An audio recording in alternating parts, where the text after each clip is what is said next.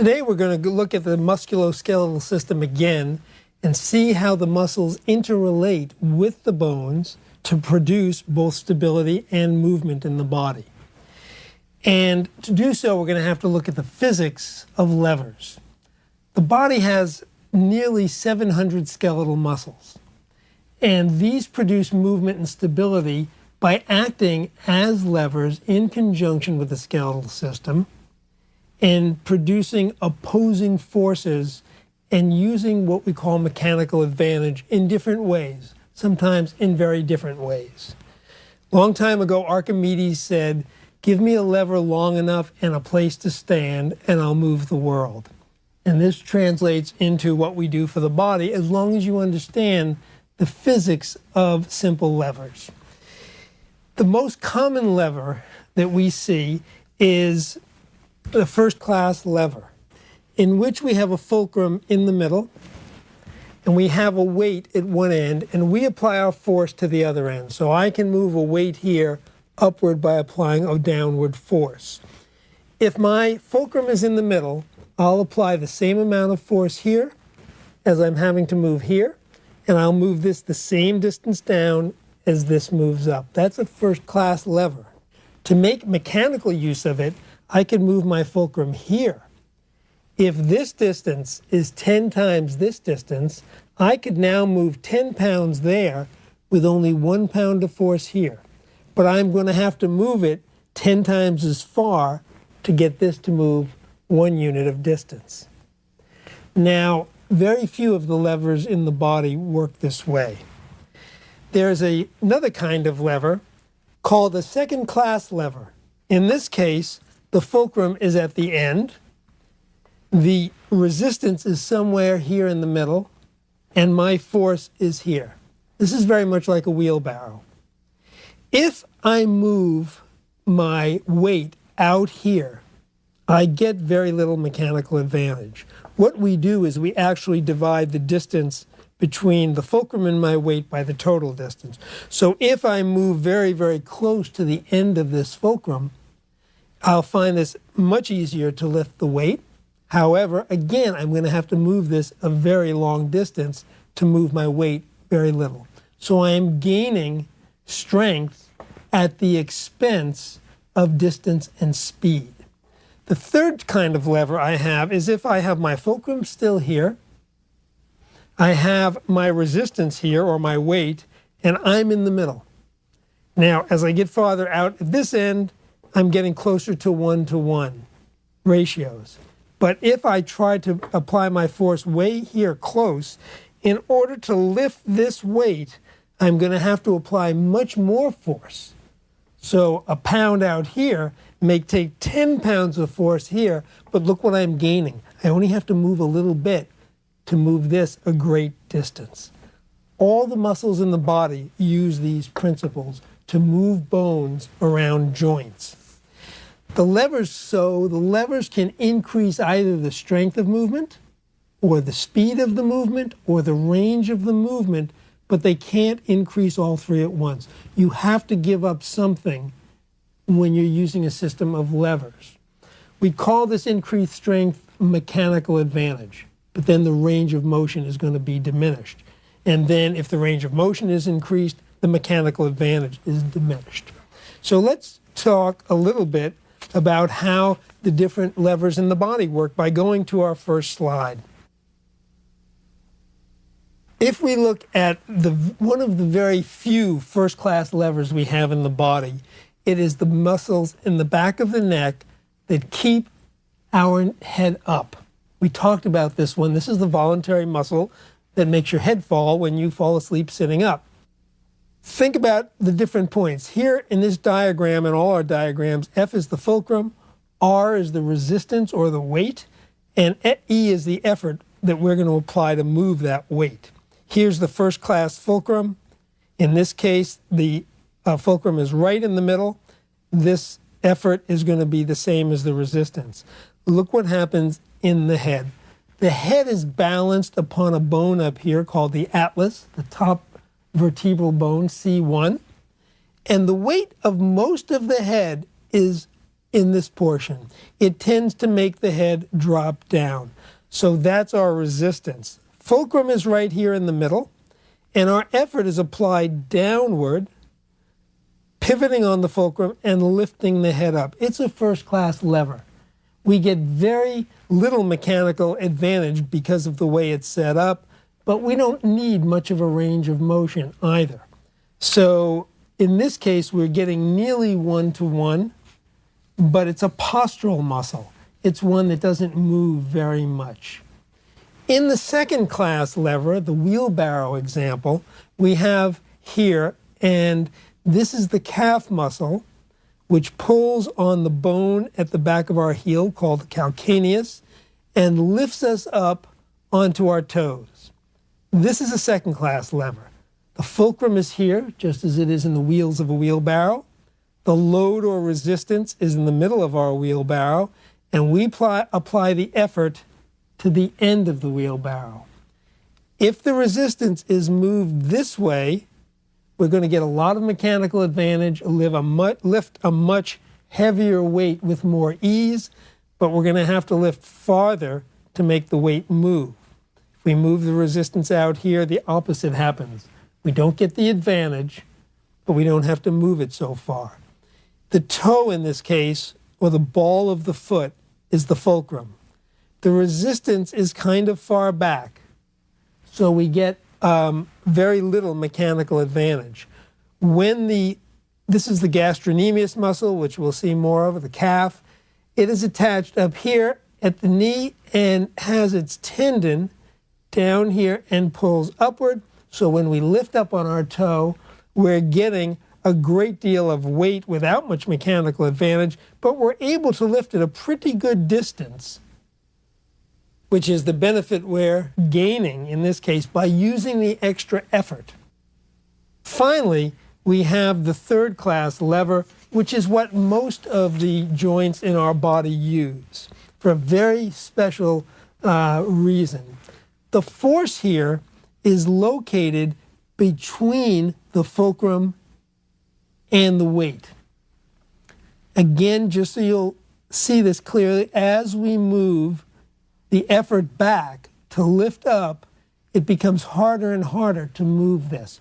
So if we have our effort way back here on this slide,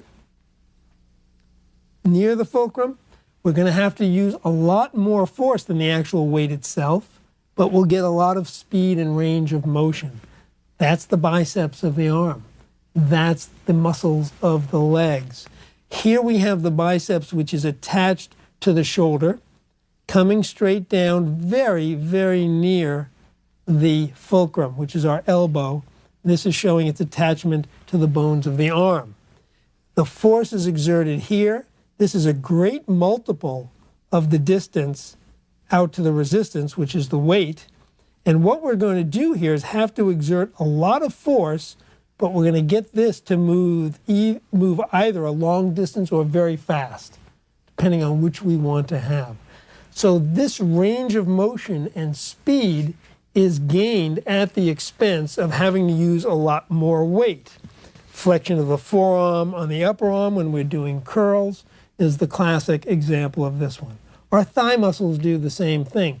They extend the lower leg on the knee when we contract our thighs in a kicking motion, but our attachment is very near the knee, just over the top of the knee and onto the top of our lower leg, and we gain a lot of speed for running or kicking at the expense of having to have very big, strong thigh muscles. Now, these are the physics of motion, and the next thing I need to do is tell you a little bit about the parts of the muscle and the skeletal system and how they attach, and then we need to talk a little bit about some of the terminology. Coming back to now another schematic of this bicep system, we've seen the lifting effort that the muscle requires. One of the other things we have to do is learn the common terminology. In general, anything that is near the top is proximal. Anything away from the top of whatever organ we're talking about or system is distal. And we have an origin to every muscle. Here's the biceps, and it originates right at the lip of our shoulder girdle and the clavicle, near the clavicle rather, as it attaches to our shoulder. It goes downward and it inserts on our forearm, right here. The origin is always defined, if we can define it, as the part of the muscle system that's not going to move much at all, if any. It's the stationary part, and then the insertion is always the part we're trying to move. You can figure this out for almost all of them. Those muscles in the back of our neck that inserted in our head, certainly the origin was down near our shoulder, and the insertion was up on our head because we moved our head that way. And we will always talk about the origin and the insertion. It's usually pretty clear, not too much to worry about there. We should also notice the difference between tendons and ligaments. I told you earlier that muscles are very weak in terms of tensile strength. You can tear them or rip them very easily, literally with your fingers. If you put a stitch through a muscle and tie it, it will cut through like ice. It won't hold the stitch very well. We have other structures that help in that regard. At the end of every muscle group is something called a tendon. And the tendon is a thickened, fibrous structure made of collagen, and it is what attaches the muscle to the bone that the muscle is going to move or from which it originates. So we have a tendon up here at the top of the biceps, and we have a tendon down here at the insertion. You'll often see on the bones a little raised area, sometimes called a tubercle, from just the reaction to being pulled on. The bone develops with a thickened area just under the tendon so that the insertion and origin are thickened to give better purchase on that bone. We'll see these a lot as we move through the skeleton. And then the middle portion of the muscle is called the belly of the muscle. See the same thing in the back. The origins of the triceps are up here near the shoulder, the insertion is on the elbow, and the belly is in the middle of the muscle. We also have ligaments, and these are often confused by some people as being the same as tendons, and they're not. Ligaments attach bone to bone. They don't have a muscular attachment. So it's the tendons that attach the muscle to the bone, ligaments attach bone to bone and provide stability for joints. Now, we name muscles by a great many different descriptions that go along with everything from size, shape, orientation, mechanical action, number of heads, and so on. And I need to go through this list once so then we can start talking about them. They make sense. Once you see them in the body, you'll then understand why we call them that. And when you correlate a name with a particular muscle, it'll make complete sense. So just follow this along without really trying to memorize this. First name we call several muscles is maximus or magnus. This means the largest of a group. In the buttock, we have the gluteus maximus, the largest muscle of that group. And to bring the leg on the thigh in to the other leg, we have the adductor magnus, one that pulls the leg in and is the largest of that group of muscles. We also conversely have minimus. Sitting underneath your gluteus maximus, which you're all sitting on now, is your gluteus minimus. It's just a smaller muscle. Several muscles are called longus because they are the longest of the group. The muscle that flexes my thumb is called the flexor because it bends it. Pollicis longus, meaning the longest flexor of the thumb. Right next to it is a flexor pollicis brevis. That's the shortest muscle of that group. And then we also talk about the widest muscle, the latissimus. And we all know the big wings that are in our back is the latissimus dorsi, the widest muscle of the back. So those are size descriptions used a lot throughout the whole body. We also talk about the shape of the muscle. very commonly. The trapezius in the neck and back, which I'll show you in some diagrams soon, is shaped like a trapezoid. So it's called the trapezius muscle. The deltoid on our shoulder is shaped like a delta or a triangle. We have a muscle called the serratus muscle, serratus anterior, which holds our scapula to our ribs, and it has a little saw-like pattern where it inserts on each rib. Serratus means saw. We have the platysma, which is the big flat muscle of the neck, and platysma means flat. So those are muscles named by shape. We also then have muscles that are named by the orientation of their fibers. So we have the rectus muscle, which runs along the length of our body. It's parallel to the midline. It's the muscle where we have the six-pack when you have very well-developed abdominal muscles. That's the rectus abdominis. We have a similar set of muscles running down the middle of our thigh. Since it runs along the vertical axis, it's the rectus femoris, because it lies over the femoral bone. We have oblique muscles, many of them, the internal oblique. We have an external oblique on our abdomens. And we have transverse muscles that run perpendicular to the axis of the body, also the transversus abdominis. Those are muscles of direction. Then we have the mechanical action that the muscle carries out. So we have the flexor muscles. All flexors decrease the angle at the joint. And we go from 180 degrees all the way up to near zero. That's a flexor. Extensors take the angle and increase the angle. We have one in our thumb, the extensor pollicis longus. We have a pronator group, which turns it from up to down, pronator. And then we have supinators, which turn the muscles from down to up. And then we have the supinators of the forearm, the pronators of the forearm. Remember the word supine. When you're on your back, you're supine. When you're face down, you're prone. We have levators that lift the muscles or the structure up. We saw the levator ani, which supported the anal muscle at the very end of the GI tract. And we have depressors, which push the muscle down. We have the depressor labii inferioris, the depressor of the inferior portion of the lips. Abductors, abductors, move that part away from the midline, and adductors move the bone back toward the midline. And we have many of those. We have an adductor brevis, a short adductor. Finally, we have tensor muscles. The tensor fascia lata tenses the muscle at the side of the thigh. You saw the tensor tympani in the ear that put tension on the bone of the ear so that it couldn't vibrate very much, and it modulated sound. And finally, we have sphincters. Sphincters are circular muscles that close an opening. We saw that in the anus. We saw it in the pancreatic duct. We have many, many sphincters in the body. We have rotators that cause circular movements. We have the rotators of the shoulder that allow my humerus to go in a circular motion around the shoulder. And then we also describe the origins of the muscle.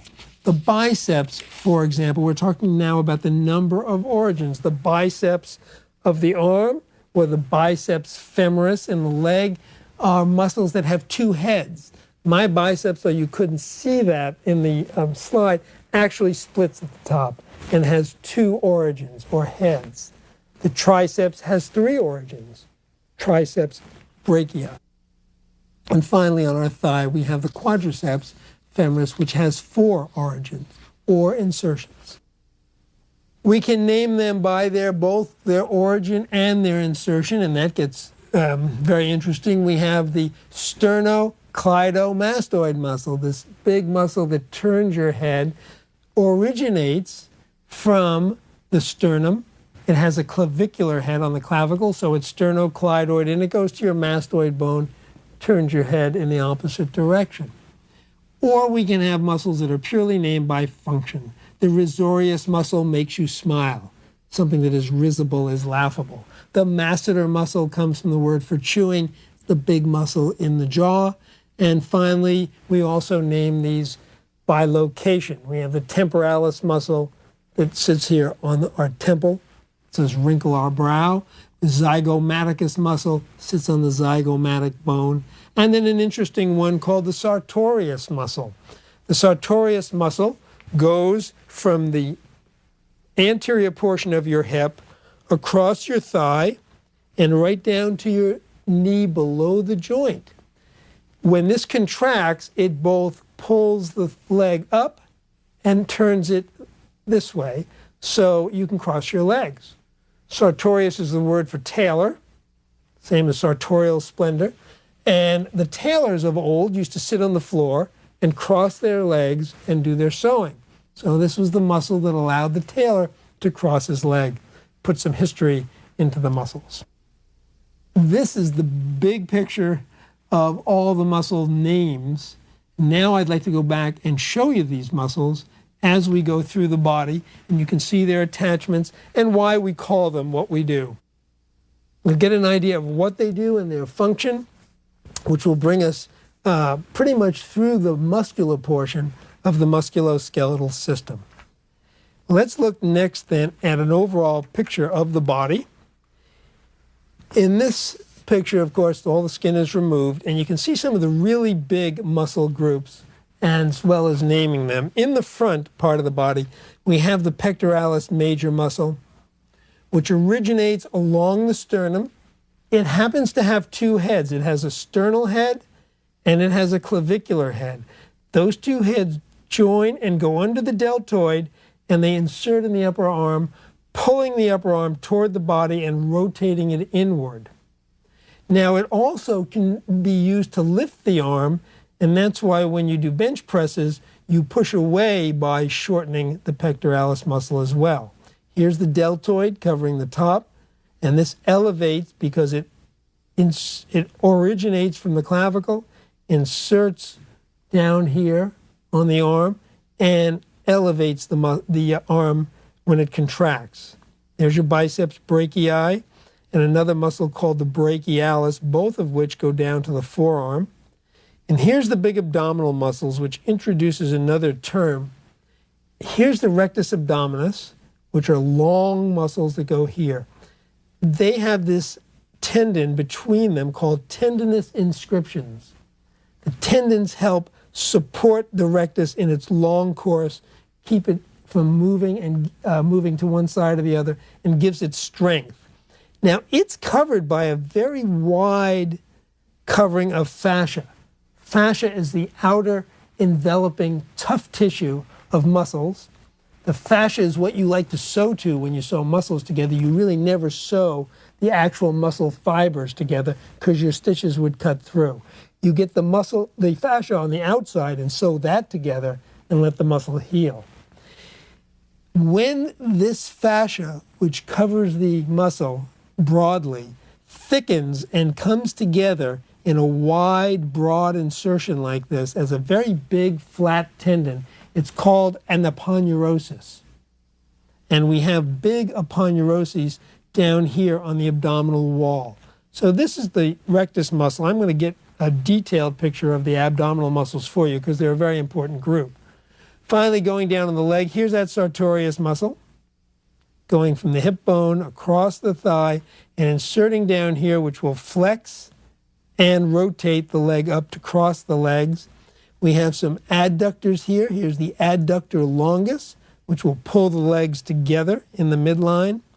And then we have the big femoral muscles. Right here is the rectus femoris, with its tendon attaching to the kneecap or the patella and inserting lower down on the lower leg, which would help you kick.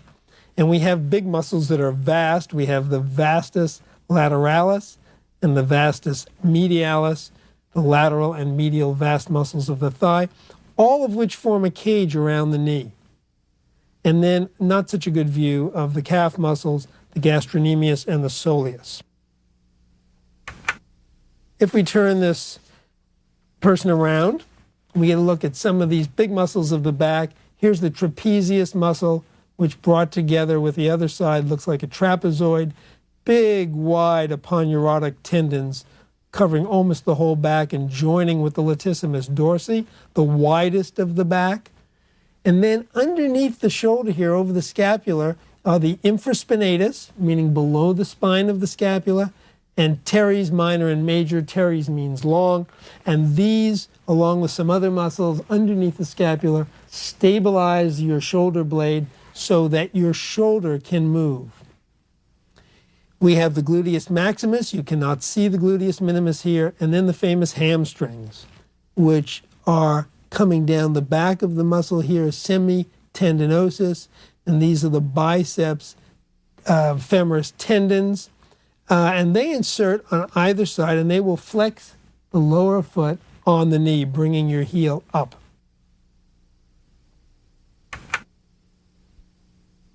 Next muscles we have here move to the face in this particular picture.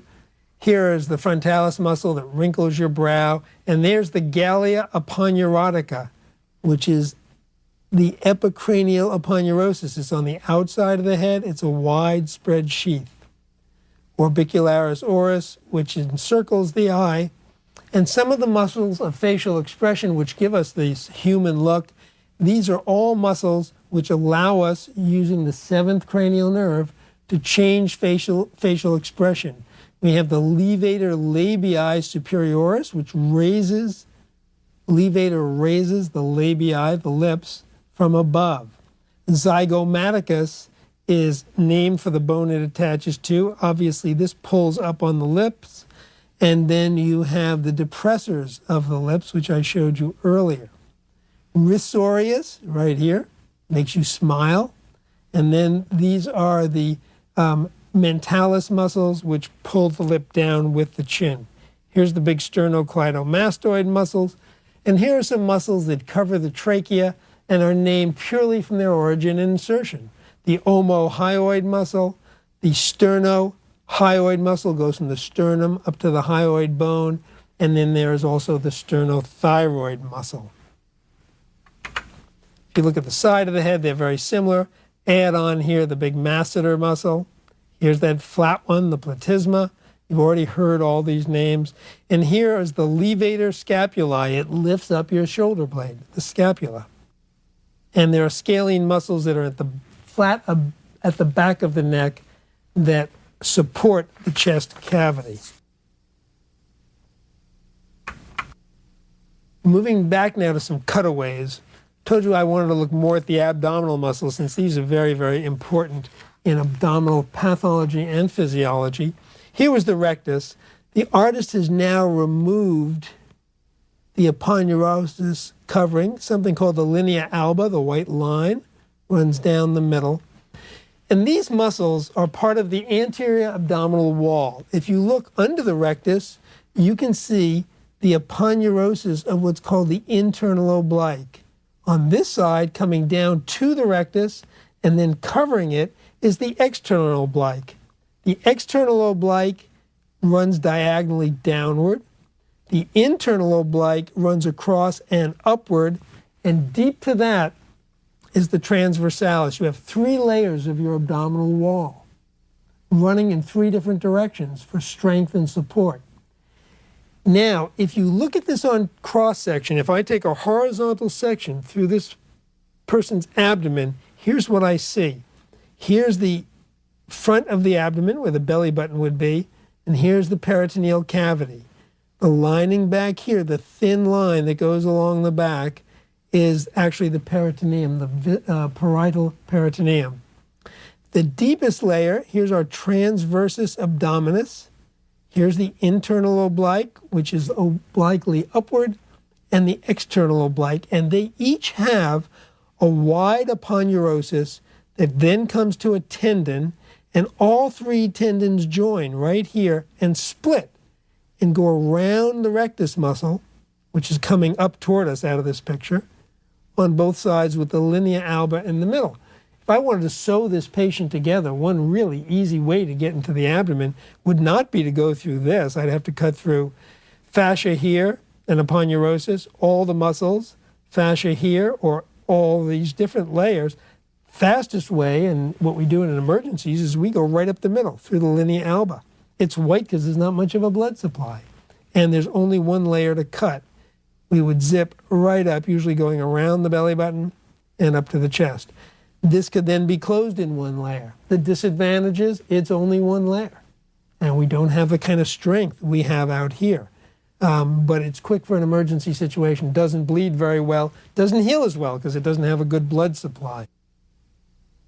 Moving along now, if we look at this person with all the anterior muscles removed on this side, we're now looking into the peritoneal cavity, and we've also removed all the organs so you can see to the back. There is a muscle called the quadratus lumborum. It has 4 heads, and it's in the lumbar portion. Here's where the transversus abdominis goes around the back, and you can see the dome of the diaphragm sweeping up here. Looking at the chest, we remember we had all the muscles, the accessory muscles of respiration, which were the internal and external intercostal muscles that lifted the rib way up so we could expand the chest cavity and take deeper breaths than we could normally take. And here's a close-up of that. Notice that the rectus abdominis actually inserts right up on the chest wall. And it too can be one of the accessory muscles. If you wanted to take a deep expiration and blow the air out, you could contract this and squeeze your chest down to get a forced expiration. Here are the other muscles. This is the pectoralis minor, which you don't see on most pictures because the pectoralis major is so big. It's inserting on the ribs here and going to the scapula, so it's one of the supporters of your shoulder blades. And here are some of the movers of your scapula. Here's the levator, which goes in the back to your shoulder blade. And then here's the trapezius we saw before, which elevates your shoulders. If these are cut, then your shoulder would droop. We go to the back. Here's one of a very important part of the development and evolution of the human body was the placement of this scapula, which is similar in 4-legged and 2-legged mammals. The scapula between the clavicle in the front and the scapula in the back is the place where the upper limb, or the forelegs in animals, F-O-R-E, legs in animals, insert into a socket and move. Now, if we didn't have a scapula that could be stabilized by muscles, such as these muscles here, then if you tried to move your arm against a force, your shoulder blade would move, and you'd lose all the stability of your force of movement. However, if your scapula were nailed down and by a bony fixation to your chest wall, you would lose most of your range of motion of your arm because our scapula moves as we move the arm overhead and around the front. The scapula is sliding around in the back. So we have this nice combination of stability by the muscles that attach on the outside and above the spine that go up into the neck and the shoulders to give us stability and give us motion at the same time. We have a very, very flexible and movable scapula compared to other animals. This is a dissection of the upper arm, taking away the biceps brachii. Here is where it is truly a biceps. Here's the 2 heads, one going up here to the process of the scapula, and another one inserting up over here. Here are some of the muscles that rotate your shoulders. Subscapularis and supraspinatus go behind and allow you to rotate the head of your upper arm. And then here's the tendon that inserts down on the radius so you can flex your arm. And here's brachialis, which gives a lot of added power to the flexion of the arm. See where it inserts down here on the forearm. This tendon is a tendon that gets into trouble because there's often not enough room in the canal. This is the long head of the biceps brachii, and rupture of this tendon means you lose more than half the power of your biceps muscle. And it's of almost no importance. Patients who rupture that tendon rarely have it sewn back because successful repair of this is difficult. It requires an operation, and the brachialis is so strong and insert so close that with the single head of the bicep plus the brachialis, most people who've ruptured the biceps tendon can go on and with training and very little training show no demonstrable difference in the amount of weight they can lift. It can take over very, very well. Looking at the back now, here's somebody is holding a hook and pulling back the latissimus dorsi muscle so you can see where this very wide muscle inserts and goes around under the arm. Here's teres major, another muscle that's one of the big rotators, and then all these insert down here along between the crests of the iliac bone, which is part of the pelvis. Coming to the arm now, this is the palm side of the arm. So these hands are facing you. The fingers would curl toward you. It's interesting to notice that most of the muscles that control the hand are not in the hand. They're up here in the forearm. And muscles like this one comes down here, brachioradialis, goes along the radial bone where your radial pulse is. And you have other ones. Here's the flexor carpi radialis going on the radial side, flexor carpi ulnaris going on the ulnar side. And they pass through this flexor retinaculum. This is like a little pulley. And this is where the carpal tunnel syndrome happens in people. As these flexors go under this little pulley system, they can become irritated and damaged. And these go out into long, thin tendons at the base of the hand and off to the thumb. Here, some of the muscles have been cut away. They've been labeled here, and you can see some of the deeper tendons. And I'm not going to name now, but there's one for each finger, and they too all go under this retinaculum, which means something that holds the tendons back as they go into the hand. Now, more tissue has been taken away from these hands, and these are the muscles that move the wrist. Here is an extensor retinaculum. This is now on the other side, and these tendons go down into the fingers and they extend the fingers. So the other side flex them, these extend them. And they have their own retinaculum on this side. What's interesting here is look at the way these tendons join each other. They come down separately, but then they join in the different fingers, and there's somewhat interesting physiology. It's of great interest to the hand surgeon who may have to repair these. But if you look at my hand on the table, if I were to put my fingers down and tuck my middle finger in, forcing it to stay down on the table, I can raise selectively any one of my fingers except this one. Trust me, I'm trying to raise that finger. You can do it yourself. The reason is both my extensor tendons are joined here. Now, by forcing this finger to stay down, I can't raise this one. I don't have much of a connection between these two, so I can get that one up. I can get it further up if I released my finger. But my fourth finger, and the same thing would happen if I switched and did it that way, I have great trouble now raising that finger, but I can raise the others with ease. So that's a consequence of the attachments between these tendons. And there are people who have further attachments on the flexors. There are people who, when they flex their thumb, also flex their forefinger.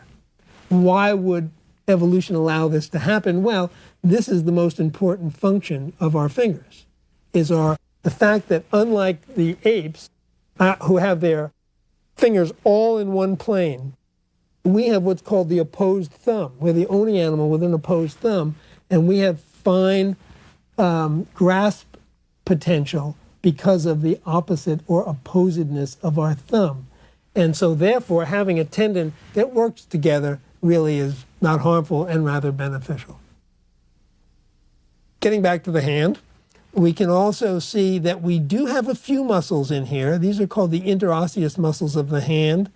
And those muscles are between the bones, and these are the muscles that allow us to do that. But all the rest of the muscles of the hand, by and large, are working from the forearm. And when you cut tendons in your hand down here, these muscles contract pull the tendons way back, and that's the hardest part for the hand surgeon who's going to fix that. He or she has to go back up here and find those tendons and pull them back down into the wrist. If they've been left up there for a long time, those muscles may go into a contracture that's chronic, and you may not be able to get those tendons down, so they have to be fixed fairly promptly. Going back into the legs now, this is the cutaway of these huge muscles. I mostly want you to see this to just see the magnitude of the size of the muscles of the front of the thigh. The reason is they have a very, very poor mechanical advantage. They have this long, long distance, but here's the fulcrum, the joint, and it's just going across a little bit. So the mechanical advantage or disadvantage here in that fulcrum is that we only have this short distance here and a very long distance here, and it's going to take a huge amount of strength to kick the thigh forward in a kicking or running, stepping motion. To do this, we have very, very big muscles, and the advantage we're going to gain is speed. We're going to be able to move that foot forward very fast with a long range of motion. Here are some more muscles of the thigh. Here's that tensa fascia lata I told you about, and these are the muscles which adduct the thigh on the pubis. They pull the thigh in. Here's adductor longus, magnus is the biggest, and brevis is the shortest. The other part of the function of the thigh I wanted to show you when we got to the back. You had those tendons around the front of the thigh on the quadriceps muscles, and now you have the tendons along the back here from the hamstring muscles, the biceps femoris, semitendinosus. There's another one called semimembranosus, it's membranous, and there's also a gracilis, which is slender. If you look at these on the back, which again cross the knee joint and insert on the lower leg, and the ones in the front, they all form a cage around your knee. That cage protects the knee from instability. You have ligaments, you have medial and lateral ligaments, which we managed to really mash up in football. You have anterior and posterior ligaments, I'm going to show you in another lecture, that prevent slippage front and back, but they all can be injured. The real strength in the knee and the protection is that cage of tendons that come from your thigh, front and back. The first thing that happens when you get a knee injury and you're immobilized, or a leg injury and are immobilized, is those huge muscles of especially the quadriceps atrophy or lose their bulk and strength faster than any muscle in the body. We had at the beginning of the real upsurge of professional football, when the orthopedic surgeons began to specialize and learn a lot about knee injuries because money was involved, we had one of our professors was the doctor for the New York Jets. And he had the entire medical school class all sit on tables, and he walked around and examined everybody's knee very quickly. He then came back and said, you, and you have had injuries 10, 15 years ago in high school, and your knee hasn't recovered yet. And he was right every time. Unless you have compulsive, continual physiotherapy after one of these injuries, you actually lose the strength and never gain it back again. Then your knee becomes prone to more injuries because you don't have the cage. So the most important thing in treating these patients is to make sure that they get intensive physiotherapy, re-strengthen the quadriceps, and protect the knee joint from further injuries. And that's what professional football has done for orthopedic surgery. One more structure before we finish. This enormous nerve comes back here under the piriformis and out of under the buttock, really, and into your leg is the sciatic nerve. This is one of the thickest nerves in the body. It's as big as my thumb. It innervates almost the entire leg, except for a few muscles on the thigh. And another big misconception is the need to stretch the sciatic nerve. You hear yoga teachers, exercise mavens telling us to do this. You cannot stretch a nerve. You can only damage it. Whenever a nerve is stretched, it is injured, period. You can stretch the muscles, the ligaments, the joints around that, but you must never try to stretch a nerve. It doesn't work. It only causes injury. So this is really a quick cook's tour of all the muscles of our body. Next time, we'll look at some more function in the musculoskeletal system. See you then.